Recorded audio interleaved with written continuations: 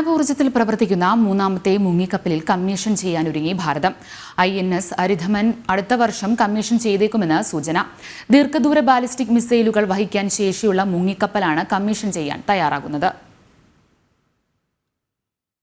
ഇക്കഴിഞ്ഞ ദിവസം നാവികസേന കമ്മീഷൻ ചെയ്ത INS അരിഘട്ടിനും നേരത്തെ കമ്മീഷൻ ചെയ്ത അരിഹന്തിനും പിന്നാലെയാണ് INS അരിധമൻ കമ്മീഷൻ ചെയ്യാൻ ഒരുങ്ങുന്നത്. ഭാരതത്തിന്റെ ന്യൂക്ലിയർ പോർമുന വഹിക്കാൻ ശേഷിയുള്ള ദീർഘദൂര മിസൈലുകൾ വിന്യസിച്ചാണ് INS അരിധമൻ കമ്മീഷൻ ചെയ്യുക.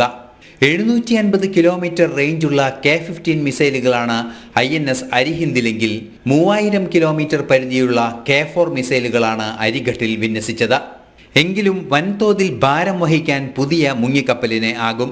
7000 ടൺ ഭാരവാഹക ശേഷിയാണ് അരിധമന് ശേഷം നിർമ്മിക്കാനിരിക്കുന്ന മുങ്ങിക്കപ്പലിന്റെ ശേഷി.